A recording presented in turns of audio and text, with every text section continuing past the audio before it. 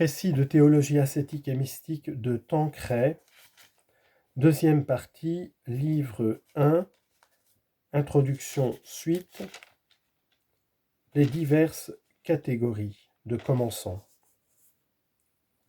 Deux classes de commençants. Parmi les commençants, il en est qui montrent plus de générosité et d'autres beaucoup moins. De là ces deux classes que sainte Thérèse distingue parmi eux. Dans la première demeure du château de l'âme, elle décrit ces âmes qui, bien engagées encore dans le monde, ont cependant de bons désirs, récitent quelques prières, mais ordinairement l'esprit rempli de 1000 affaires qui absorbent leurs pensées. Elles ont encore beaucoup plus d'attache, mais s'efforcent de s'en dégager de fois à d'autres. Grâce à ces efforts, elles entrent dans les premières pièces du château les plus basses, mais il s'introduit avec elles une foule d'animaux malfaisants, leur propre passion, qui les empêche de voir la beauté du château et d'y demeurer tranquille. Cette demeure, quoique la moins élevée, est déjà d'une grande richesse. Mais terribles sont les ruses et les artifices du démon pour empêcher ces âmes d'avancer. Le monde où elles sont encore plongées les sollicite par ses plaisirs et ses honneurs, aussi elles sont facilement vaincues, et cependant elles désirent éviter le péché et font des œuvres louables. En d'autres termes, ces personnes essaient d'allier la piété avec la vie mondaine.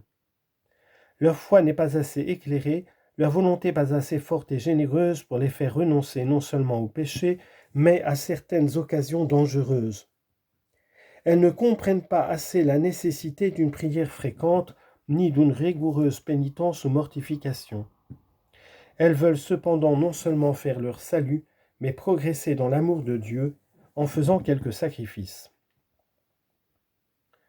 La seconde classe de débutants est décrite par sainte Thérèse dans la seconde demeure. Ce sont les personnes qui déjà font oraison et comprennent mieux qu'il faut faire des sacrifices pour progresser, mais qui cependant, faute de courage, retournent parfois vers les premières demeures en s'exposant de nouveau aux occasions de péché. Elles aiment encore les plaisirs et les séductions du monde et parfois retombent dans une faute grave, mais se relèvent rapidement, parce qu'elles écoutent la voix de Dieu, les appelant au repentir. Malgré les sollicitations du monde et du démon, elles méditent sur la fragilité des faux biens de la terre et sur la mort qui viendra bientôt les en séparer.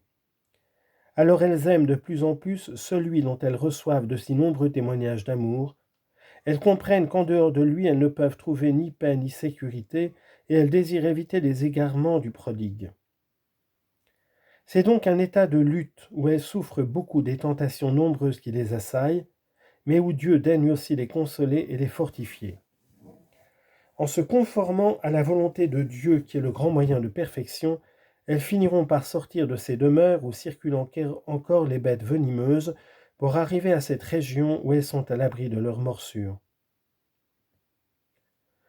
Nous ne traiterons pas successivement de ces deux classes, parce que les moyens à leur suggérer sont en somme les mêmes. Mais le directeur en tiendra compte dans les conseils particuliers qu'il leur donnera. Ainsi, il attirera spécialement l'attention des âmes de la première classe sur la malice et les effets du péché, sur la nécessité d'en éviter les occasions, et excitera en elles un vif désir de prier, de faire pénitence et de se mortifier.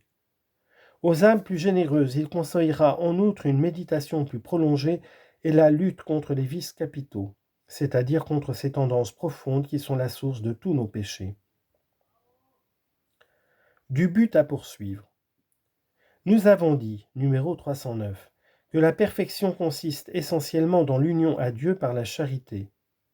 Mais Dieu étant la sainteté même, nous ne pouvons lui être unis que si nous possédons la pureté du cœur, qui comprend un double élément, l'expiation du passé et le détachement du péché et de ses occasions pour l'avenir. La purification de l'âme est donc la première tâche qui s'impose aux commençants. On peut même ajouter que l'âme s'unira d'autant plus intimement à Dieu qu'elle sera plus pure et plus détachée. Or, il y a une purification plus ou moins parfaite selon les motifs qui l'inspirent et les effets qu'elle produit. La purification demeure imparfaite si elle est inspirée surtout par des motifs de crainte et d'espérance, crainte de l'enfer et espérance du ciel et des biens célestes. Ces résultats sont incomplets. On renonce sans doute au péché mortel qui nous priverait du ciel, mais on ne renonce pas aux fautes vénielles, même délibérées, parce que celles-ci n'empêchent pas notre salut éternel. Il y a donc une purification plus parfaite qui, sans exclure la crainte et l'espérance, a pour motif principal l'amour de Dieu, le désir de lui plaire, et par là même d'éviter tout ce qui l'offense, même légèrement. C'est alors que se vérifie la parole du Sauveur à la femme pécheresse, ses nombreux péchés lui sont pardonnés, parce qu'elle a beaucoup aimé. Luc chapitre 7, verset 47. C'est à cette seconde purification que doivent viser les bonnes âmes, mais le directeur se souviendra que beaucoup de commençants ne sont pas capables de s'y élever au début, et tout en parlant de l'amour de Dieu, il n'oubliera pas de proposer les motifs de crainte et d'espérance qui agissent plus fortement sur leurs âmes.